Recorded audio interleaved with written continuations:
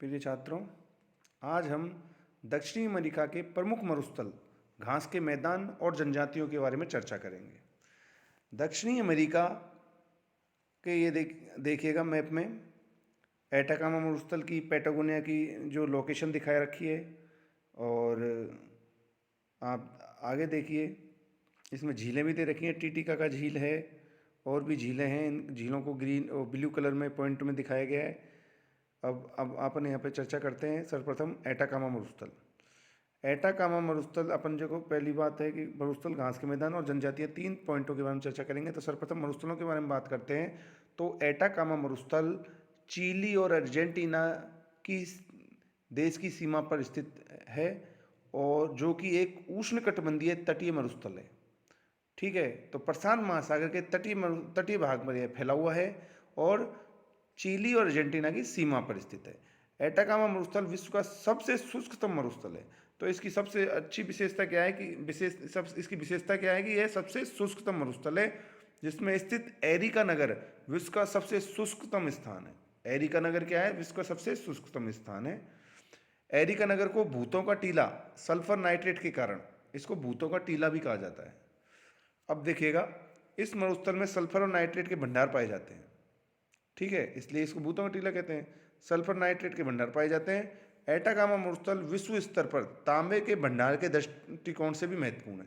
यहाँ तांबे की मात्रा बहुत अधिक मात्रा में पाई जाती है। यहाँ की इकुंक्वी के समीप चिक्वीमाटा तांबा की खनन का महत्वपूर्ण क्षेत्र है। चिक्वीमाटा पूछ भी लेते हैं, चिक्वीमाटा किस खनिज के लिए प्रसिद्ध है या कौन से देश में स्थित है? तो कहाँ है ये? चिली में। और एक किसकी खान है ये? तांबे की खान है। इसे विश्व की तांबे की राजधानी भी कहा जाता है। तो एटाकामा मरुस्थल में देखिए सल्फर नाइट्रेट और तांबा विशेष तौर पर मिलता है और तटीय मरुस्थल है, यह शुष्कतम मरुस्थल है। तो ये काफ़ी सारी चीज़ें इसमें देखने को मिली। अब आप देखिएगा पैटागोनिया मरुस्थल, जो दूसरा मरुस्थल है दक्षिण अमेरिका में, वो है पैटागोनिया मरुस्थल। यह मुख्यतः अर्जेंटीना में फैला हुआ है। और ये किस प्रकार का मरुस्थल है? शीत प्रकार का मरुस्थल है, शीत मरुस्थल है। अब आप देखिएगा घास के मैदान। घास के मैदान दक्षिण अमेरिका में बहुत सारे पाए जाते हैं। आप देखिएगा लानोस घास के मैदान, यह घास का मैदान वेनेजुला देश में स्थित है, जो एक उष्णकटिबंधीय घास का मैदान है। कैसा प्रकार का है? उष्णकटिबंधीय घास का मैदान है। ठीक है, इसके बाद में आता है सेल्वास घास के मैदान। सेल्वास घास के मैदान ब्राजील देश में विषुवत रेखा के समीप फैले हुए हैं। ब्राजील में घास के मैदान को सवाना भी कहा जाता है। ठीक है, तो सेल्वास घास के मैदान जो अमेजन की जो नदी है उसके के पास में पाया जाता है और यह क्षेत्र अत्यधिक मात्रा में रबड़ पाए जाने के लिए भी प्रसिद्ध है। इसके बाद आता है कंपास घास के मैदान। यह घास का मैदान ब्राजील देश में स्थित है, जो एक उष्णकटिबंधीय क्षेत्र में स्थित घास का मैदान है। कैसा है? उष्णकटिबंधीय क्षेत्र का घास का मैदान है। और इसके बाद आता है ग्रान चाको। ग्रान चाको घास का मैदान बोल्विया और पैराग्वे और अर्जेंटीना की सीमा पर विस्तृत एक उष्णकटिबंधीय मरुस्थल है। तो ये अपन 4 तक पढ़ चुके हैं: लानोस, सेल्वास, कंपास और ग्रान चाको। इसके बाद में आता है पंपास घास के मैदान। पंपास जो घास का मैदान है वह शीतोष्ण प्रकार का घास का मैदान है और ये घास का मैदान कहाँ है? अर्जेंटीना का हृदय कहा जाता है इसको। गेहूं की खेती के लिए प्रसिद्ध है पंपास घास का मैदान। जिस तरीके से प्रेरीज घास का मैदान उत्तरी अमेरिका में प्रसिद्ध है गेहूं के लिए, इसी तरीके से पंपास घास का मैदान दक्षिणी अमेरिका में गेहूं के लिए प्रसिद्ध है। इस क्षेत्र में रेड जीना मृदा मिलती है। यहाँ गेहूं की अर्धचंद्राकार पेटी स्थित है। अर्धचंद्राकार पेटी कहाँ पाई जाती है? पंपास घास के मैदान में, अर्जेंटीना में। अब देखिएगा इन घासों के बारे में, आप इनको थोड़ा सा इसमें दर्शाया है बहुत अच्छी तरीके से। लानोस घास का मैदान ओरानिको नदी वेनेजुला में है, उसकी बेसिन में पाई जाती है। सेल्वास घास के मैदान अमेजन बेसिन में पाया जाता है।